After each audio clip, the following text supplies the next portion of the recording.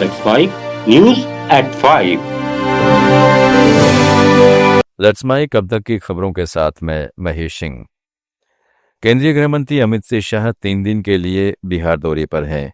उन्होंने आज पटना में मुख्यमंत्री नीतीश कुमार से उनके निवास पर मुलाकात की।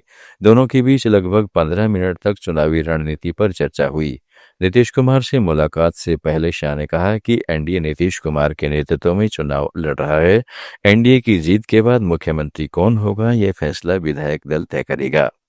एनडीए के सभी 5 सहयोगी दलों ने सभी 243 विधानसभा सीटों पर उम्मीदवारों की घोषणा कर दी है। बिहार में पहले फेज में 121 सीटों के लिए 6 नवंबर को वोटिंग होगी। कांग्रेस ने गुरुवार देर रात 48 सीटों पर अपने उम्मीदवारों के नाम की घोषणा कर दी है। राजद ने अब तक एक भी लिस्ट जारी नहीं की है। कई उम्मीदवारों को बिना किसी औपचारिक घोषणा के ही चुनाव चिन्ह मिल गए हैं। केंद्रीय मंत्री जीतन राम मांझी ने कहा है कि अमित शाह एनडीए के प्रमुख नेताओं में आते हैं और यदि उन्होंने कुछ कहा है तो उसे आधिकारिक ही माना जाएगा। लेकिन व्यक्तिगत तौर पर मुझे लगता है कि चुनाव से पहले नेता यानी होने वाले मुख्यमंत्री का भी नाम तय हो जाना चाहिए था। कोई दुविधा नहीं होनी चाहिए। एनडीए का प्रमुख नेताओं में हमारे अमित शाह जी हैं और यदि उन्होंने बात कही है तो उसको तो ऑथोरिटी ही माना जाएगा, अधिकृत माना जाएगा। तो हम उनके विचार से सहमत हैं क्योंकि हम एनडीए के पार्टनर हैं और जो कहे हैं कि चुनाव के बाद तय होगा तो उनके बात से सहमत है। लेकिन अपना विचार हमारा है व्यक्तिगत कि चुनाव के पहले नेता यानी होने वाले मुख्यमंत्री का भी नाम तय हो जाना चाहिए था, डायलमा नहीं रहना चाहिए। गुजरात में भूपेंद्र पटेल सरकार की नई कैबिनेट ने शपथ ली। 26 विधायकों को मंत्री बनाया गया है, जिनमें 3 महिलाएं शामिल है। पटेल समाज से सीएम समेत 8 मंत्री होंगे। 8 ओबीसी, 3 एससी, 4 एसटी और 3 महिलाएं हैं। 19 नए चेहरे हैं। सबसे पहले हर्ष संघवी ने शपथ ली।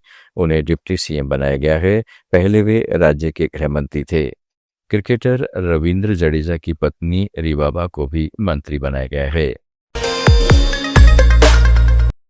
राहुल गांधी ने रायबरेली मॉब लिंचिंग में मारे गए दलित हरिओम वाल्मीकि के परिवार से फतेहपुर में मुलाकात की। उन्होंने कहा, परिवार को घर में बंद करके रखा हुआ है, उन्हें डराया जा रहा है। अपराध इस परिवार ने नहीं किया, अपराध इनके खिलाफ किया गया है और लग ऐसे रहा है जैसे यह लोग अपराधी हैं। परिवार ने नहीं किया, मतलब क्राइम इनके खिलाफ किया गया है और ऐसा लग रहा है कि ये अपराधी हैं। घर में बंद कर रखा है, डरा रहे हैं और ये सिर्फ न्याय मांग रहे हैं। हमारे बेटे को, हमारे भाई को मारा गया है, मीडिया वीडियो लेकर उसकी हत्या की गई है। हम न्याय मांग रहे हैं और कुछ नहीं कह रहे हैं और इनको घर से बाहर जाने नहीं दे रहे हैं। अंदर लड़की है जिसको ऑपरेशन करवाना है, वो ऑपरेशन नहीं करवा पा रही है क्योंकि सरकार ने उनको बंद कर रखा है। पूरे देश में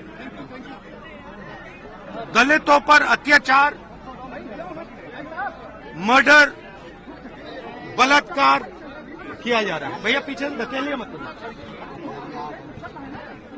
मैं सीएम से कहना चाहता हूं, इनको न्याय दीजिए, इनकी रिस्पेक्ट कीजिए और जो अपराधी हैं उन पर जल्दी से जल्दी कार्रवाई कीजिए और उनको उनकी रक्षा करने की कोशिश मत कीजिए। दिवाली से पहले आईआरसीटीसी की वेबसाइट और मोबाइल ऐप डाउन हो गए। लोग सुबह 9 बजे से रेल टिकट बुकिंग नहीं कर पा रहे थे। IRCTC की दूसरी सर्विसेज इस्तेमाल करने में भी परेशानी हुई। डाउन डिटेक्टर के मुताबिक वेबसाइट पर 49%, ऐप पर 37% और स्टेशन से टिकट लेने वाले 14% लोगों ने शिकायतें की है। सोशल मीडिया पर भी यूजर्स इस बात पर नाराजगी जता रहे हैं। इधर IRCTC के अधिकारियों ने कहा है कि साइट और ऐप तकनीकी कारणों से डाउन हुए हैं। लेट्स माइक में ये थी अब तक की खास खबरें। अगला बुलेटिन 6 बजे। जुड़े रहेगा लेट्स माइक के साथ।